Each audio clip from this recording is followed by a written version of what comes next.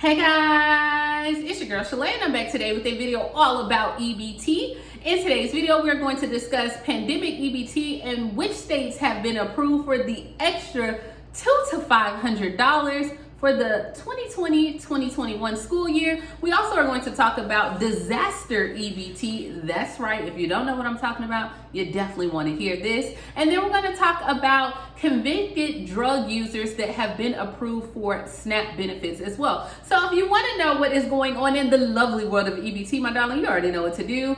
Stay tuned. Your girl's got you covered. Now, if this is your first time tuning into my channel, hi, hello, hey friend. My name is Shalae, and here on this channel, we talk about shopping, saving, and everything in between. I would love to have you a part of my internet family. It's super easy.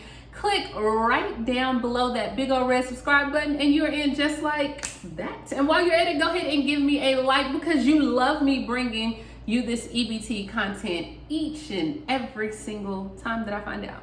Right. All right, guys. So let's go ahead and jump right into it. For those that are unfamiliar, pandemic EBT is different. Okay. One more time. It is different from disaster EBT. It is different from just regular SNAP benefits. The federal program called pandemic EBT, it is for pretty much low income families or kids that are in school and they receive free or reduced price lunch. And that wasn't any dig on low income by no means at all. Let's not be shady because I'm not trying to go there, okay? But pandemic EBT, it was launched in March when schools across the country began to close because of everything that was going on with the pandemic. And for those students that received free or reduced lunch, they weren't able to get lunch. So then families were able to get a debit card to buy groceries for them instead, okay? So if that makes a little bit sense. So pandemic EBT is not related to any hurricane, disaster benefits. Is not related. If you were already receiving SNAP benefits and then you also had a child that was in school and would qualify for the pandemic benefits, then you just got it added onto your card. If you were not receiving SNAP benefits, you received a card in the mail or from the school, okay? So let's just make sure I am very clear on that. Pandemic EBT, if you have a child that was in school and they received free or reduced lunch, and that's how they qualified, okay? All right, so hopefully we're clear on there, just so we're clear. All right, so as of right now with pandemic EBT, 14 states have actually been approved, and it seems like states are submitting their applications moving forward. So once they get them, I will go ahead and update them. Regarding Hawaii, Illinois, Kentucky, Maryland, Massachusetts, Montana, Nebraska, New Jersey, New Mexico, North Carolina, Ohio, Rhode Island, Tennessee, and Virginia. Those are the 14 states that have been approved as of right now. When I was going through the paperwork, you can also go on the USDA website. You know, hey, sharing is caring. If you want to know on your own, girl, go by all means do it, okay? But when I checked on the website, like Illinois was just approved on September 11th. Kentucky was just approved on September 16th. Maryland was actually approved on September 3rd. Massachusetts was approved on September 14th. Montana, September 11th. Nebraska, September 11th. New Jersey, September 8th. New Mexico, September 16th. And Ohio, September 8th as well. And I think Tennessee was approved. I don't have when Tennessee was approved.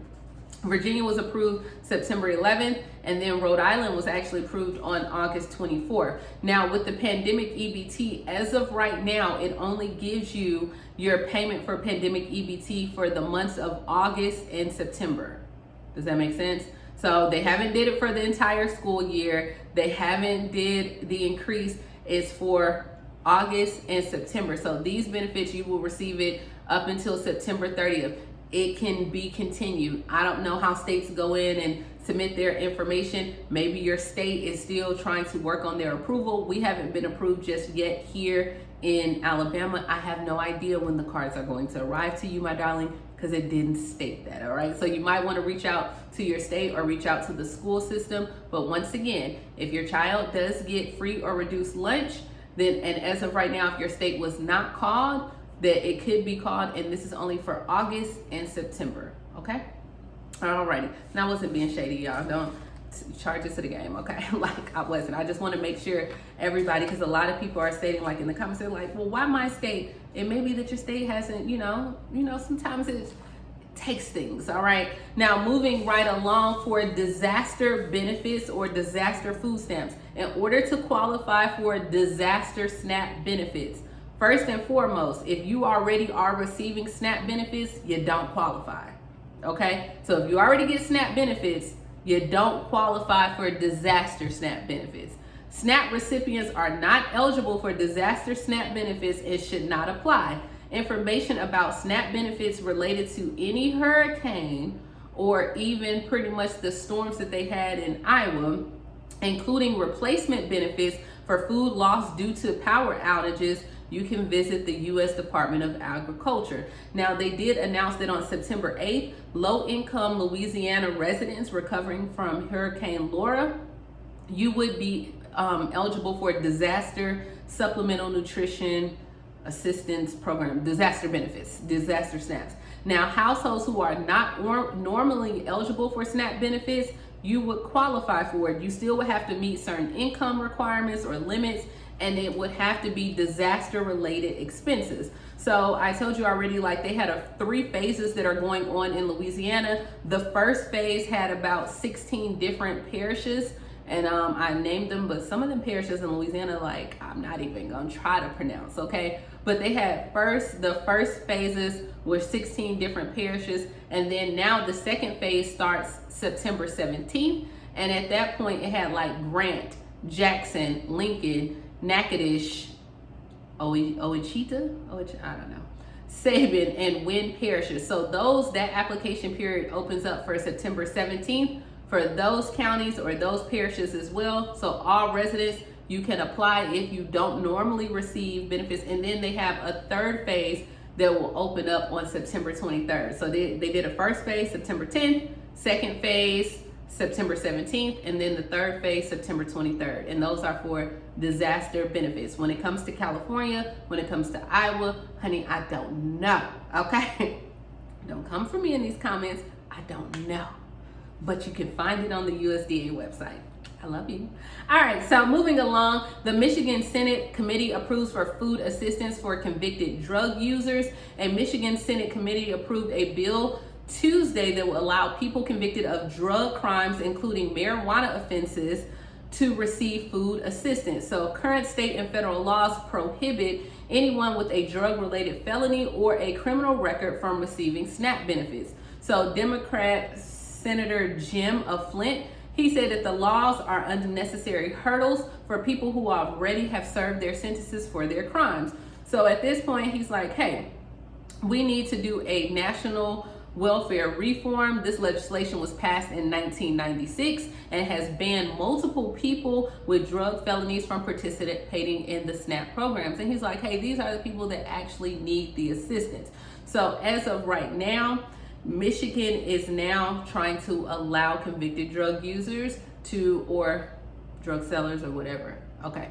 You now should be able to qualify for food assistance. So far, 24 states and Washington, D.C. have decided to opt out and allow SNAP benefits for people with a drug record, and Michigan should join them because the government should not deny basic needs of food to anyone based on drug conditions. This policy does not serve the people of our state, and it can be particularly harmful to those who are the sole providers of their families. So as of right now, it's not necessarily approved in Michigan. It does have to go to the Senate and then to the Michigan House before hitting over to Governor Big Gretch for consideration. And at that point, hopefully you should be able to get it. Let me know if your state does allow for convicted felonies of drug, substance abuse, dealers. Do they allow for you to still receive SNAP benefits? I think I had read one of my comments where one of my subscribers was saying that they were able to get SNAP benefits, and it made me go and want to research it as well. So that's what I have regarding the food stamps. Now, if you are still in need of any type of food,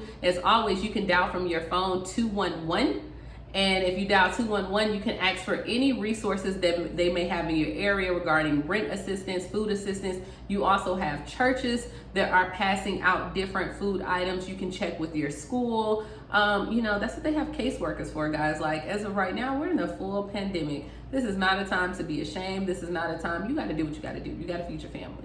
Okay, so don't let anyone take that from you. Feed your family. Find the resources out there, and girl, I'm the Google queen. If it's out there to find, I'm gonna research it. Okay, I'm gonna find it if I can find it. But please like, comment, subscribe, and when I find out more pandemic EBT benefits, I already got you. And I will talk to you later. Bye, guys.